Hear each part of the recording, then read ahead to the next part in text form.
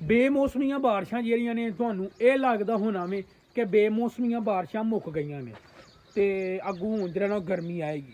ਤੁਸੀਂ ਸਹੀ ਸੋਚਣ ਦੇ ਹੋ। ਜਿਹੜਾ ਆਪਣਾ ਪਾਕਿਸਤਾਨ ਦਾ ਜਿਹੜਾ ਮਹਿਕਮਾ ਵੇ ਜਿਹੜਾ ਲਾਈਕ ਦੱਸਦਾ ਵੇ ਸਾਹਿਬ ਉਹ ਕੀ ਮੌਸਮ ਦੇ ਹਾਲਾਤ ਨੂੰ ਦੱਸਦਾ ਵੇ, ਉਹਨੇ ਇਹ ਇਨਫਾਰਮ ਕੀਤਾ ਵੇ ਕਿ 11 ਅਪ੍ਰੈਲ ਤੋਂ ਬਾਅਦ 11-12 ਅਪ੍ਰੈਲ ਤੋਂ ਬਾਅਦ ਜਿਹੜਾ ਨਾ ਉਹ ਇੱਕ ਆਲਾ ਕਿਸਮ ਦੀ ਸ਼ਦੀਦ ਕਿਸਮ ਦੀ ਜਿਹੜੀ ਗਰਮੀ ਦੀ ਲਹਿਰ ਹੈ ਨਾ ਉਹ ਆ ਜਾਏਗੀ। ਤੇ ਤੁਹਾਨੂੰ ਪਤਾ ਹੋਵੇ ਕਣਕਾਂ ਖਲੋਤੀਆਂ ਨੇ ਤੇ ਧੁੱਪ ਦੀ ਗਰਮੀ ਦੀ ਕਿੰਨੀ ਜ਼ਿਆਦਾ ਲੋੜ ਹੈ ਕਣਕਾਂ ਨੂੰ। ਤੇ ਤੁਸੀਂ ਚੈੱਕ ਕਰ ਸਕਦੇ ਹੋ ਅੱਜ ਵੀ 9 ਅਪ੍ਰੈਲ ਤੇ ਅੱਲਾ ਖੈਰ ਰੱਖੀ 2 ਦਿਨ ਮੁਸਲਸਲ ਬਾਰਿਸ਼ਾਂ ਤੋਂ ਬਾਅਦ ਜਿਹੜੇ ਨਾ ਅੱਜ ਸੂਰਜ ਨੇ ਦਰਸ਼ਨ ਦਿੱਤੇ ਨੇ ਭਾਜੀ। ਤੇ ਜਿਹੜੀ ਕਿ ਸੂਰਜ ਦੀ ਇਸ ਟਾਈਮ ਬਹੁਤ ਹੀ ਅਸ਼ੁੱਧ ਕਿਸਮ ਦੀ ਲੋੜ ਸੀ। ਆਪ ਸਭ ਮੌਸਮ ਅਲਰਟ ਤੇ ਮੌਸਮ ਦੀਆਂ ਚੇਂਜਿੰਗਾਂ ਦੇ ਬਾਰੇ 'ਚ ਕੀ ਕਹੋਗੇ?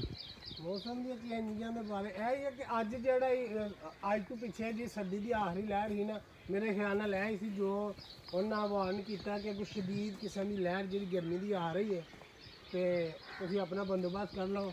ਤੇ ਵਾਪਟਾ ਵਾਲੇ ਵੀ ਵਾਪਟਾ ਵਾਲੇ ਪਹਿਲੇ ਹੀ ਕਰ ਲਏ ਆ। ਤੁਸੀਂ ਹੋਰ ਕੀਤਾ ਜਾਂ ਨਹੀਂ ਕੀਤਾ? ਬਹਰਾਲ ਵਾਪਟਾ ਹੋਇਆ ਨਾ ਇੱਕ ਪੂਰਾ ਜਿਹੜਾ ਨੂੰ ਆਪਣਾ ਪਲਾਨ ਸਾਨੂੰ ਦਿੱਤਾ ਹੋਵੇ ਇਹ ਭਾਜੀ ਪਲਾਨ, ਜਿਸ ਪਲਾਨ ਦੇ ਤਹਿਤ ਜੇ ਤੁਸੀਂ ਕੁਝ ਕਰਨਾ ਤਾਂ ਕਰ ਲਵੋ, ਨਹੀਂ ਤੇ ਅਸੀਂ ਤਾਂ ਕਰਨਾ ਹੀ ਕਰਨਾ ਵੇ। ਤੇ ਬਹਰਾਲ ਗਰਮੀ ਦੀ ਆਮਦ ਜਿਹੜੀ ਉਹ ਮੈਨੂੰ ਲੱਗਦਾ ਵੇ ਕਿ ਆਫੀਸ਼ੀਅਲੀ ਤੌਰ ਤੇ ਸਟਾਰਟ ਹੋ ਗਈ ਹੈ। ਗਰਮੀ ਆਲਾ ਕਿਸਮ ਦੀ ਗਰਮੀ ਜਿਹੜੀ ਠੰਡ ਪਈ ਹੈ ਉਸ ਨਾਲੋਂ ਤੁਸੀਂ 2 ਦਾ ਭਾੜਾ ਪੜ ਲਵੋ, ਗਰਮੀ ਵੀ ਉਨੀ ਪਵੇਗੀ।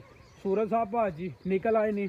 ਅੱਜ ਜਿਹੜੀ ਉਹ ਤਰੀਕ ਹੈ 9 ਅਪ੍ਰੈਲ ਤੇ 9 ਅਪ੍ਰੈਲ ਤੋਂ ਬਾਅਦ ਜਿਹੜਾ ਨਾ 11 ਤੇ 12 ਅਪ੍ਰੈਲ ਨੂੰ ਜਿਹੜਾ ਨਾ ਉਹ ਸ਼ਦੀਦ ਕਿਸਮ ਦੀ ਹੀਟ ਵੇਵ ਵਾਲੀ ਜਿਹੜੀ ਗਰਮੀ ਹੈ ਨਾ ਉਹ ਸਟਾਰਟ ਹੋਏਗੀ। ਟੈਂਪਰੇਚਰ ਜਿਹੜਾ ਵੇ ਨਾ ਉਹ ਸੋਸ਼ਲ ਮੀਡੀਆ ਤੇ ਬੜਾ ਚੱਲਣ ਡਿਆ ਕਿ ਜਿਹੜੀ ਬਾਰਿਸ਼ ਹੋਈ ਸੀ ਇਹਦੇ ਸਾਡੇ ਸਿਹਤ ਵਾਸਤੇ ਨਹੀਂ ਸਹੀ, ਬੇਮੌਸਮੀ ਸੀ ਜੀ।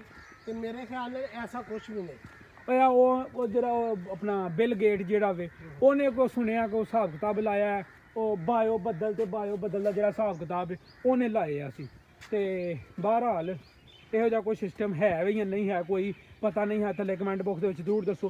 ਕਿਉਂਕਿ ਬਹੁਤ ਜ਼ਿਆਦਾ ਬੰਦੇ ਐਵੇਂ ਬਿਲਾ ਵਜੇ ਬੇਤੁਕੀਆਂ ਦੀਆਂ ਵੀਡੀਓ ਬਣਾਉਂਦੇ ਨੇ ਜੀ ਇਹ ਪਾਣੀ ਡਿੱਗਦਾ ਤੇ ਪਾਣੀ ਦੇ ਵਿੱਚ ਇੰਜ ਜਿਵੇਂ ਆਇਲ ਜਿਹਾ ਵੇ ਇੰਜ ਫਲਾਨ ਟੀਨ ਜੇ ਉਹ ਬੇਸਿਕਲੀ ਕਹਿੰਦੇ ਨੇ ਈਰਾਨ ਦੇ ਧਮਾਕੇ ਹੋਏ ਨੇ ਉਹਦੀ ਵਜ੍ਹਾ ਤੋਂ ਜਿਹੜਾ ਨਾ ਉਹ ਸਮਾਨ ਕਾਲਾ ਹੋ ਗਿਆ ਵੇ। ਸਮਾਨ ਚੈੱਕ ਕਰੋ, ਬੜਾ ਹੀ ਖੂਬਸੂਰਤ ਸਮਾਨ ਤੇ ਬੱਦਲ ਤੇ ਸੂਰਜ ਜਿਹੜਾ ਨਾ ਪੂਰੇ ਭਾਰਾਂ ਦੇ ਨਾਲ ਨਿਕਲਣ ਡਿਆ ਵੇ। ਥੱਲੇ ਕਮੈਂਟ ਬਾਕਸ ਦੇ ਵਿੱਚ ਜ਼ਰੂਰ ਆਪਣੀ ਰਾਏ ਦਿਓ। ਮਿਲਨੇ ਆ ਤੁਹਾਨੂੰ ਨਵੇਂ ਵਲੌਗ ਦੇ ਵਿੱਚ, ਨਵੀਂ ਵੀਡੀਓ ਦੇ ਵਿੱਚ। ਰੱਬ ਰਾਖਾ।